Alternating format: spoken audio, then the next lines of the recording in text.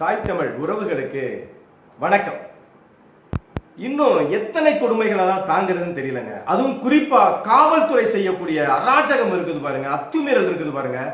ஆட்சியவே காவல்துறை கையில் எடுத்துருச்சுங்க. முதலமைச்சருடைய கட்டுப்பாட்டிலேயே வேற யாருடைய கட்டுப்பாட்டிலையும் இல்ல. முழுமையா தன்னிச்சையா ஒரு கூலிப்படையாக ரொம்ப அயோக்கியத்தனமாக இதுவரை வரலாற்றில் இல்லாத அளவிற்கு காவல்துறை போயிடுச்சுங்க. திருவள்ளூர் மாணவிக்கு நடந்த கொடுமை இன்று 9 நாள் ஆகியும் யாரையும் கைது செய்யலனா திரட்டப்பட்ட தகவல்கள், தெளிவான விளக்கங்கள் அறிந்து கொள்வோம், தெரிந்து கொள்வோம் இன்றைய முத்தமிழ் முரசு காணொளியில்.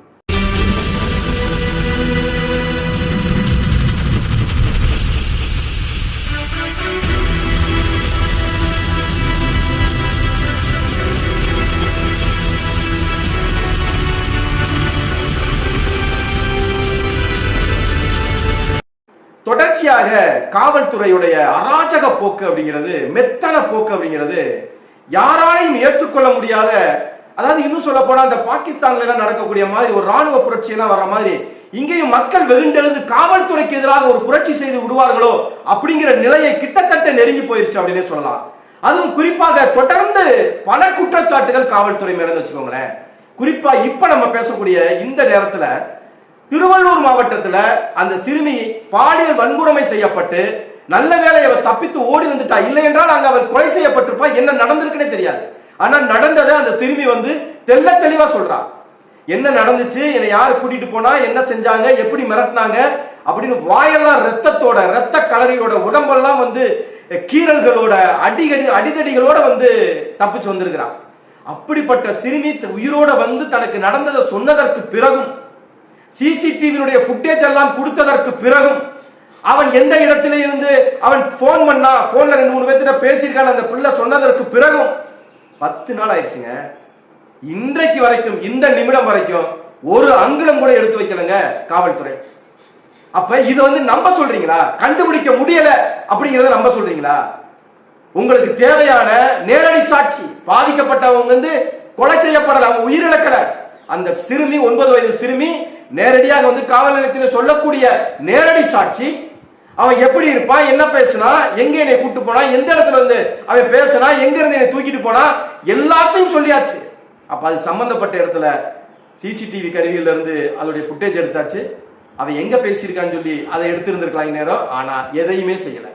அப்ப நமக்கு என்ன சந்தேகம் வருது அப்படின்னா, அப்ப அவன் ஹிந்திக்காரன் இல்லையோ, அப்ப சம்பந்தப்பட்ட திமுகவினுடைய ஆளானவன் இருப்பானோ, இவங்க எடுத்தோடனே திசை மாற்றுவதற்காக அவன் ஹிந்தி பேசினா, அவன் வடமாநிலத்தான் அப்படின்னு சொல்லி ஒட்டுமொத்தமாகவும் திசை திருப்புறாங்களா அப்படிங்கிற சந்தேகம் வருது. உண்மையாவே வடமாநிலத்தர் தான் இதை செஞ்சிருந்தாங்கன்னா இந்நேரம் பிடிச்சிருக்கணும்ல.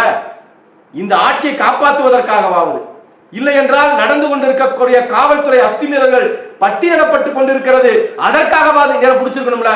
10 நாளா ஏன் பிடிக்க முடியலனா சந்தேகம் வருமா வராதா? அப்ப ஞானசேகரன் மாதிரி வேற எவ்வளவு இருக்கிறாங்கிற சந்தேகம் நமக்கு வருது. திமுக முக்கிய புள்ளியாக இருப்பதால் மட்டுமே இது இந்த மாதிரி செய்யப்படுதாங்கிற சந்தேகங்கள் வருவதற்கு நிறைய வாய்ப்பு இருக்குது. எடுத்த உடனேயுமே இவனை வட இந்தியன் சொல்லி கொண்டு போயிட்ட மாதிரி தெரியுது. எங்க 10 நாள் ஆயிடுச்சு. ஒரு 4ஆம் வகுப்பு படிக்கக்கூடிய ஒரு 9 வயது குழந்தையை ஒருத்தன் பாலியல் வன்கொடுமை செஞ்சிருக்கான் அப்படின்னு தெரிஞ்சதுக்கு அப்புறம் ஒண்ணும் செய்யல. ஆனா எவ்வளவு ஒருத்தி அவ 9 பவுன் நகையை கொண்டு வந்தாளா இல்லையானே தெரியாது. ஆனா அவ இன்னார்தான் சுட்டி காட்டின உடனே தூக்கி வச்சு வெளுத்து கொன்னுட்டீங்களடா. 9 பவுன் நகைக்கு காட்டின அக்கறை ஒரு சிறுமியுடைய பாலியல் வன்கொடுமைக்கு உங்களால காட்ட முடியலனா இதெல்லாம் நம்ப சொல்றீங்களா? அது இப்ப என்ன வருது புதுசா, அஜித்குமாரோடைய வழக்குல அந்த டெம்போ வேன்ல அஜித்குமாரை கூட்டிட்டு போனாங்கல்ல, அந்த கூலிப்படை என்ற காவல் படை, சிறப்பு படை, தனிப்படை, அது கூட்டிட்டு போன அந்த டெம்போ டிராவலர் வாகனத்தையே அந்த நம்பர் பிளேட்டையே மாத்தி போட்டிருக்காங்க. யாரு? வேற யாரும் இல்ல, காவல்துறையே இந்த மாதிரி அயோக்கியத்தனத்தை செய்தா பாருங்க. ஏன் நம்பர் பிளேட்டை நீ மாத்துற? வண்டி காவல்துறை வண்டி தானே. எதுக்கு அந்த ரெஜிஸ்ட்ரேஷன் நம்பர் எதுக்காக 01 63 64 எதுக்காக மாத்தணும்? இப்ப அதை விட கொடுமை என்ன தெரியுமா? இங்க அந்த சிறுமி வழக்குல சிசிடிவி ஃபுட்டேஜ் இருக்கு. இங்க இருந்தா போன் பேசினான்னா அந்த டவர்ல கண்டுபிடிச்சிடலாம். இங்க இருந்து யார் பேசியிருக்காங்க, யாருக்கு பேசிய கண்டுபிடிச்சிருக்கலாம். முடியலையா? நம்பிடுவோம். அதே மாதிரிதான் அஜித்குமார்ல இன்னைக்கு என்ன சொல்றாங்க, சிபிஐ வந்துருச்சு, சிபிஐ அப்படியே தோண்டுது, சிபிஐ நோண்டுது, சிபிஐ சம்பந்தப்பட்ட இடத்துல எல்லாம் போய் ஆய்வு செய்யுது, மண்ணாங்கட்டியை பிடுங்குது, மயில பிடுங்குதுன்னு பேசுறாங்க. டேய், உண்மையாவே நீங்க உண்மையாவே மனசாட்சியை தொட்டு சொல்ல கண்டுபிடிக்க முடியாது.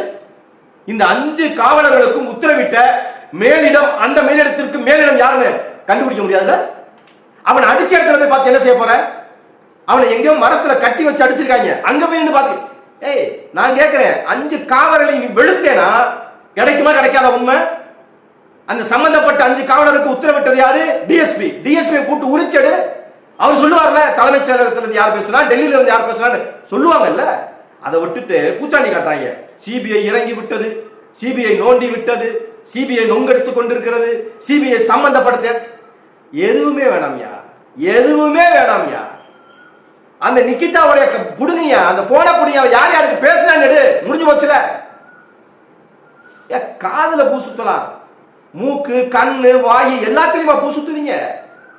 இது ஒரு பக்கம் நடந்துகிட்டு இருக்குன்னா, குமாரபாளையம் பள்ளிப்பாளையம் பகுதியில் இப்போ வந்து செய்தி என்ன தெரியுமா? ஒரு திமுக பிரமுகர் ஒரு 7-8 பேருடைய கிட்னியை புடுங்கி வித்திருக்கான். இதுல உண்மையா இதுல சம்பந்தப்பட்ட மருத்துவமனை அப்படின்னா தனலட்சுமி சீனிவாசன் மருத்துவமனைங்கிறாங்க, அப்புறம் திருச்சியில சித்தார்த் மருத்துவமனைங்கிறாங்க. ஏழைகளை, வறுமையில இருக்கிறவங்களை, கடன் பிரச்சனைகள்ல தொல்லைகள்ல இருக்கிறவங்களை கூட்டிட்டு போய் கிட்னி அறுத்து வியாபாரம் பார்த்திருக்கான் திமுக பிரமுகர். எதுக்காக இது வரைக்கும் நடவடிக்கை எடுக்கிறாங்களா? எதுக்காக நடவடிக்கை எடுத்திருக்காங்களா?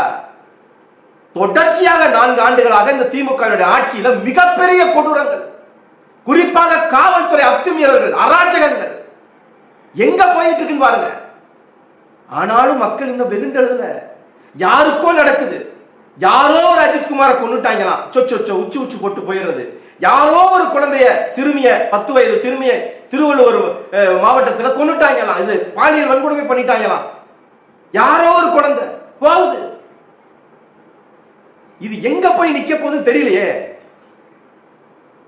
அங்கிட்டு பார்த்தா ஒரு டிஎஸ்பி அலறாரு, துடிக்கிறாரு, பணி செய்ய விட மாட்டேங்கிறாங்கிறாரு.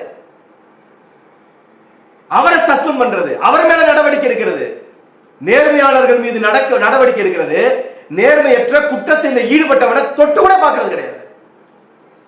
இது எப்பதான் நிக்க போகுது? மீண்டும் மீண்டும் காவல்துறை மீது இந்த களங்கங்களும் அசிங்கங்களும் நடந்து கொண்டே இருக்குதுன்னா இது எங்க போய் நிக்க போகுது? எந்த முட்டுச்சந்தில போய் நிக்க போகுதுன்னு தெரியல.